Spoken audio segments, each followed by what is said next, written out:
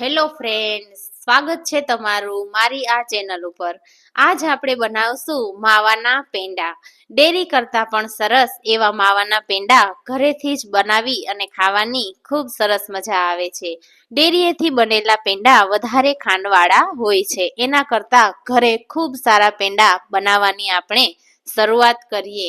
એક બાજુ મેં ખાંડની ચાસણી લેવા રાખી દીધી છે. જો 500 ગ્રામ માવો હોય તો 200 ગ્રામ ખાંડ કે 250 ગ્રામ ખાંડ લ્યો તો પણ ચાલે.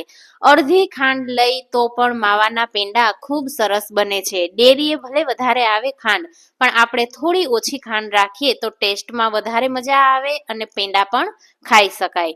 અત્યારે 500 ગ્રામ જેટલા માવામાં મેં 250 ગ્રામ માંડ એટલી ખાંડ લીધી છે. ખાંડની ચાસણી આમાં ખૂબ જ આકરી લેવાની હોય છે. તો આ રીતે મેં ખાંડની ચાસણી લઈ લીધી છે અને એક બાજુ હું આપણે જે રેગ્યુલર ઘરની અંદર ખમણી વાપરતા હોય એ જ ખમણીની અંદર આ રીતે મારે માવો ખમણવાનું ચાલુ છે. માવો ખમણાતો જાય છે અને બાજુમાં ચાસણી આવે છે. આ રીતની ખમણીમાં મેં ખમણો છે, કારણ કે સહેજ જાડું ખમણ હશે તો પણ એ તો સરસ થઈ જશે. ચાસણી તમે જોઈ શકો છો, ખૂબ જ આકરી ચાસણી લેવાની હોય છે. બધી સ્વીટ કરતાં આમાં ચાસણી વધારે લેવાની હોય છે. પતાસું થઈ જાય એટલી જુઓ, પાછી ઘાટી ચાસણી હજી પણ બતાવું છું. આ રીતે ઘાટી અને ફરતે ચોટવા માંડી છે એવી ચાસણી લેવાની છે. એવી ચાસણી લેવાઈ જાય એટલે માવો મેં આ બાજુ બધો ખમણી લીધો છે એ બધો માવો હું આમાં એડ કરી દઉં છું. ધીમા ગેસ ઉપર આ બધો માવો ધીમે ધીમે આ રીતે હલાવતા રહેવાનું છે, એટલે ગાંઠા ના રહી જાય. થોડી વાર માટે હલાવશું એટલે મિશ્રણ એકદમ લીસું થઈ જશે, ગાંઠા પણ નહીં રહે અને એક સરખું સરસ થઈ જશે. જુઓ તમે, ધીમે ધીમે હલાવતા રહેવાનું છે. નીચે ધીમો ગેસ ચાલુ રાખ્યો છે મેં. આ રીતે એકદમ લીસું થઈ ગયું છે. હવે આને થોડી વાર માટે ઠંડુ પડવા દેવાનું છે. ગેસ બંધ કરી દીધો છે મેં અને આટલા માવાના પેંડામાં હું 2 નંગ એલચી લઉં છું. જો ફાવતું હોય તો વધારે લઈ શકાય, પણ એલચીનો ટેસ્ટ તો મીડિયમ હોય એ જ સારું રહે. વધારે પડતો એલચીનો ટેસ્ટ પણ પછી ના મજા આવે. એટલે અત્યારે મેં 2 નંગ એલચી આટલા માવામાં લીધી છે. એને એક સરખું હલાવી અને મેં મિક્સ કરી લીધું છે અને ધીમા ગેસ ઉપર મેં એક વાસણમાં કાઢી અને ઠંડુ થવા માટે રાખી દીધું છે. ફૂલ પંખો રાખી અને નીચે ઠંડુ થવા રાખી દીધું હતું. જુઓ તમે, આટલું ઠંડુ થઈ ગયું છે.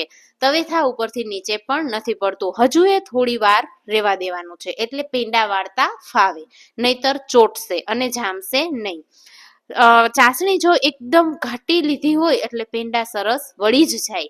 તો આ રીતે આપણે ચેક કરી લેવાનું છે કે પેંડો વળે છે કે કેમ. થોડી વારે કઠણ થઈ જાય પછી ચેક કરતા રહેવાનું છે. તો થોડી વાર હતી એટલે મેં પાછું રાખી દીધું હતું. વળી પાછું હું ચેક કરી લઉં છું કે વળે છે.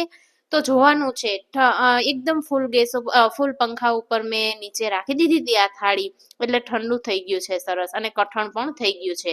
પણ હજુ મને થોડું નરમ લાગે છે, પણ મારે થોડી ઉતાવળ છે એટલે હવે હું આજે પેંડા વાળી લઉં છું.